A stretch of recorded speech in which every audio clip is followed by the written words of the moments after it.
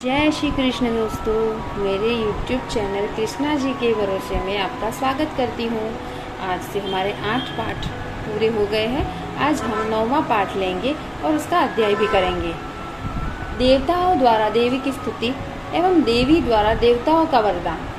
ऋषि बोले, देवी जी ने जब दैत्यराज शुंभ का वध कर दिया तब इंद्र आदि सभी देवता अग्नि को आगे करके अपने मनोरथ सिद्ध के लाभ से सभी दिशाओं को दमकते हुए मुख कमलों से प्रकाशित हो गए।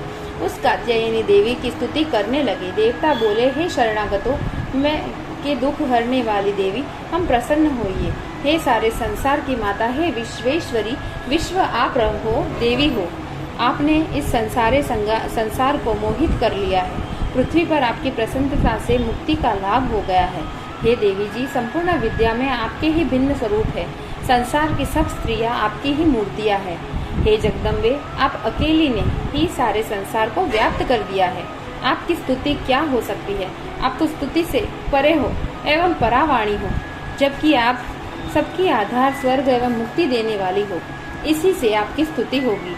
आपकी स्तुति के लिए अन्य कौन से उत्तम उक्तियाँ हो सकती है? संपूर्ण जनों के हृदय में बुद्धि रूप होकर निवास करती हो। हे देवी, स्वर्ग तथा मोक्ष देने वाली नारायणी, आपको नमस्कार है। काष्ठादिक रूप से सबकी सहायता कीजिए। हे देवी, आप चर अचर की स्वामिनी हो। आप ही एकमात्र संसार का आधार हो। पृथ्वी स्वरूप में विराजमान हो। देवी, आपका पराक्रम उल्लंघनीय है। आप ही जल स्वरूप में स्थित होकर इस सारे संसार को तृप्त कर रही हो। अनंत पराक्रम वाली आप ही वैष्णवी देवी हो। सारे संसार की परम बीज माया, विश्व का संहार करने में समर्थ हो। हे नारायणी देवी, आपको नमस्कार है। हे देवी, आप संपूर्ण मंगल को देने वाली मंगला है। सभी अर्थों को सिद्ध करने वाली शिवा हो। शरणागत रक्षक हो। तीनों नेत्रों वाली हो। हे नारायणी, आपको नमस्कार है। आप ही सृष्टि, स्थित एवं संहार करने वाली सनातनी शक्ति स्वरूप हो। आप सर्व सुखमयी एवं गुणों का आधार हो। हे नारायणी देवी, आपको नमस्कार है। शरण में आए हुए शरणागतों को, दीन दुखियों की रक्षा करने से संलग्न सबके संकट निवारण करने वाली आपको नमस्कार है।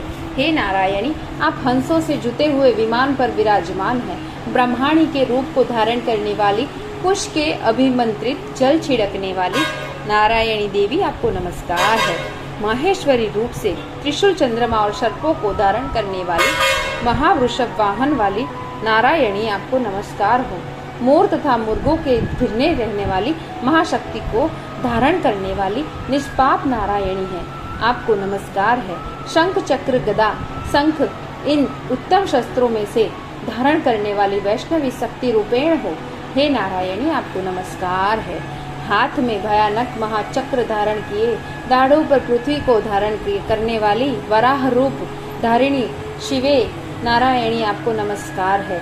भयानक नृसिंह का रूप धारण करके दैत्यों को मारने के लिए उद्यमशील त्रिभुवन की रक्षा करने में परायण नारायणी, आपको नमस्कार है। हजारों उज्जवल नेत्र धारण करने वाली मुकुट धारिणी, महावज्र धारिणी, त्रुषासुर के प्राण हरने वाली इंद्र शक्ति रूपा नारायणी, आपको नमस्कार है। शिवदूती के स्वरूप से दैत्य की बड़ी सेना को नष्ट करने वाली, महाशब्द करने वाली, भयंकर रूप वाली नारायणी, आपको नमस्कार है। भयानक दाढ़ों के कारण विकराल मुख वाली, मंडमाला से विभूषित मंडों का मंथन करने वाली चामुंडा नारायणी, आपको नमस्कार है। लक्ष्मी, लज्जा, महाविद्या, श्रद्धा, पुष्टि, स्वधा, ध्रुवा, महारात्रि, महाविद्रा रूपा नारायणी, आपको नमस्कार है। मेघा, सरस्वती, वरा, ऐश्वर्य रूपा पार्वती, महाकाली, संयमशीला, सर्वसामिनी, हे नारायणी, आपको नमस्कार है। सर्व ईश्वरी, सर्वशक्ति युक्त के दुर्वा देवी, दुर्गा देवी, हमारी भय से रक्षा करो। हे देवी, आपको नमस्कार है।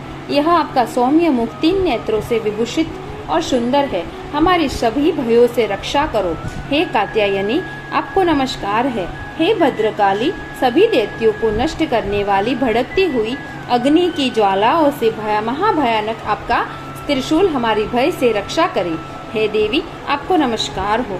अपने शब्द द्वारा संसार को प्रेरित करके जो दैत्यों से तेज को नष्ट कर देता है, वह आपका घंटा जैसा माता अपने पुत्रों को पापों से बचाती है, वैसे ही हमारी रक्षा करो।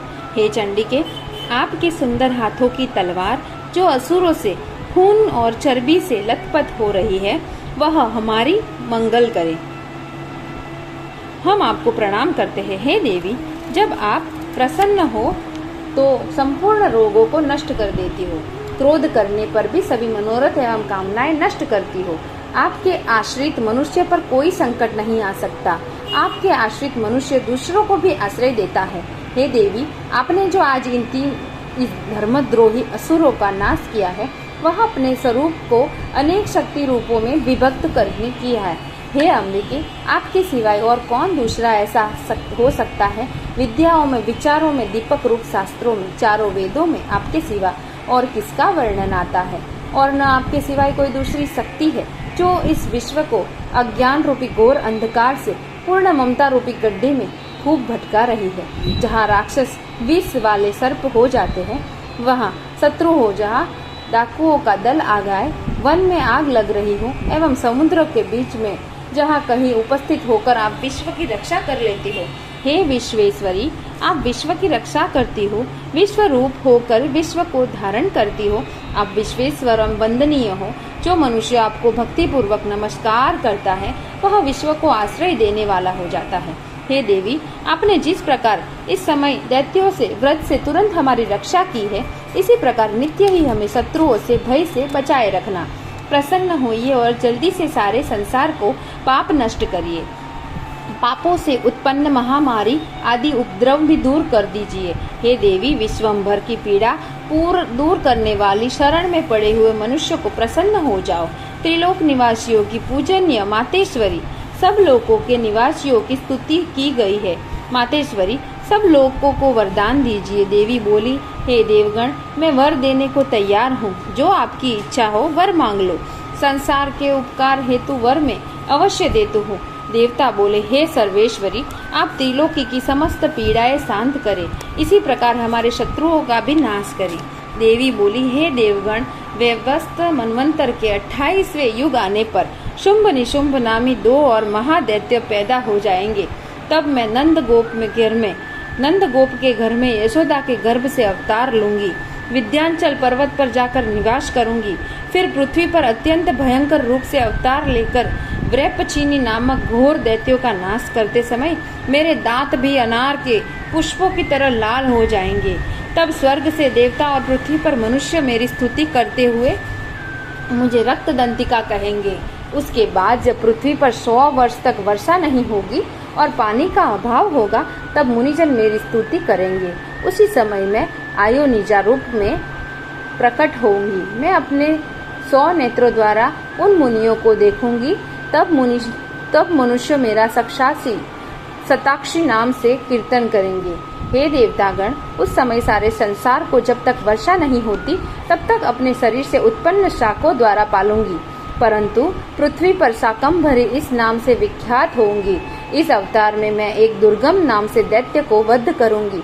फिर मेरा नाम दुर्गा देवी विख्यात होगा।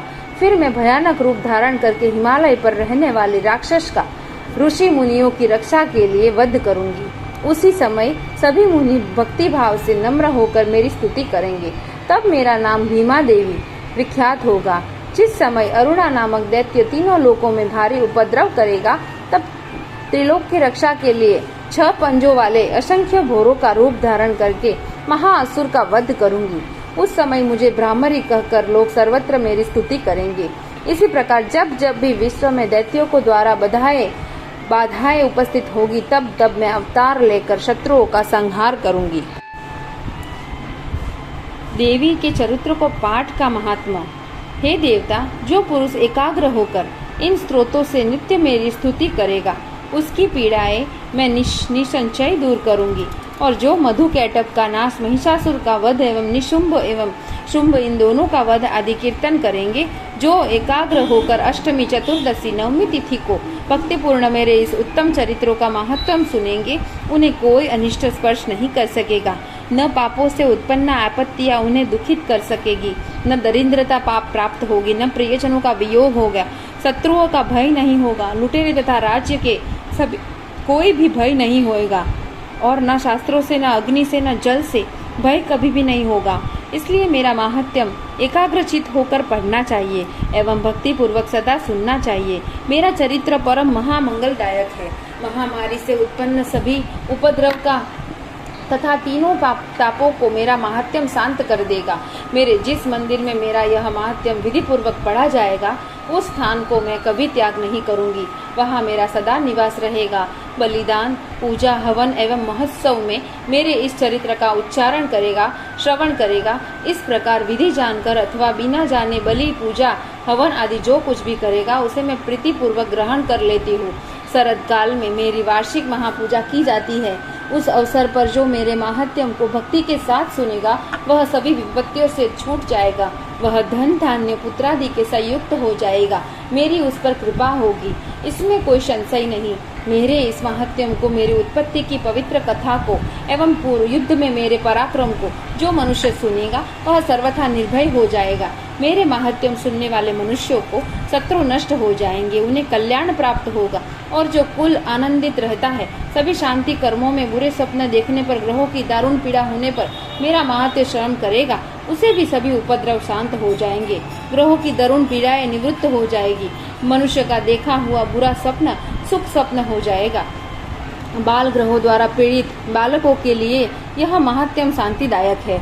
मनुष्य में फूट हो जाने पर यह माहात्म्य मित्रता कराने पर परम उत्तम है।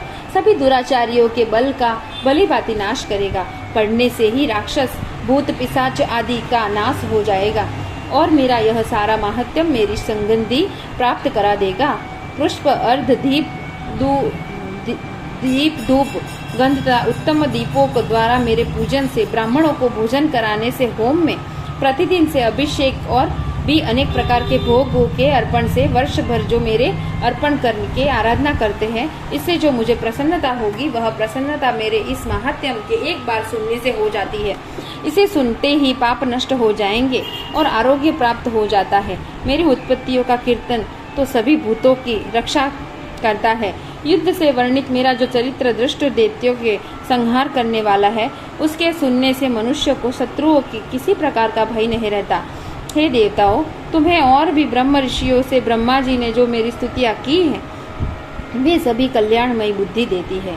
वन में सुने मार्ग पर अथवा वन की अग्नि से गिर जाने पर, सुने स्थान को डाकुओं से गिर जाने पर, शत्रुओं द्वारा पकड़े जाने पर, अथवा वन में शेर, चीता एवं जंगली हाथी को पीछा करने पर, क्रोध में आकर राजा ने वध की आज्ञा दे दी हो या कैद में पड़ गया हो, अथवा महासमुद्र में जहाज पर बैठ जाने के बाद भारी तूफान आ गया हो, उससे जहाज डगमगाने लगे, ऐसे समय में घोर युद्ध में शस्त्रों का प्रहार होने लगा, तब सब प्रकार की बाधाएं पड़ रही हो, किसी महापीड़ा से व्याकुल हो, इस प्रकार की सभी घोर विपत्तियों से इस मेरे चरित्र का स्मरण करने वाला मनुष्य छूट जाएगा। मेरे प्रभाव से शेर आदि हिंसक पशु, डाकू, शत्रु मेरे चरित्र का स्मरण करने वाले मनुष्य से सभी दूर भाग जाते हैं। ऋषि बोले, इतना कहकर भयंकर पराक्रम वाली भगवती चंडिका सभी देवताओं के देखते देखते वहाँ अंतर ध्यान हो गई। सभी देवताओं ने निर्भय होकर पहले के समान अपने अपने अधिकार प्राप्त कर दिए, अपने अपने यज्ञ भोगों का प्राप्त कर लिया। हे राजन, बाकी दैत्यों का हाल सुनिए। जब देव शत्रु शुंभ युद्ध में मारा गया, जो इस संसार के विध्वंस तथा तुला हुआ था, तो अतुल्य भयंकर महापराक्रमी था। उसके मारे जाने पर फिर महापराक्रमी निशुंभ के भी मर जाने पर बाकी बचे कुछ दैत्य पाताल में भाग गए। हे राजन, इस प्रकार भगवती जगदम्बे नित्य स्वरूपा देवी पुनः पुनः प्रकट होकर संसार की रक्षा करती है। यह देवी जी विश्व को मोहन करती है, वही संसार को पैदा करती है। उसी के आगे प्रार्थना करने पर संतुष्ट हो जाती है, फिर ज्ञान एवं वृद्धि प्रदान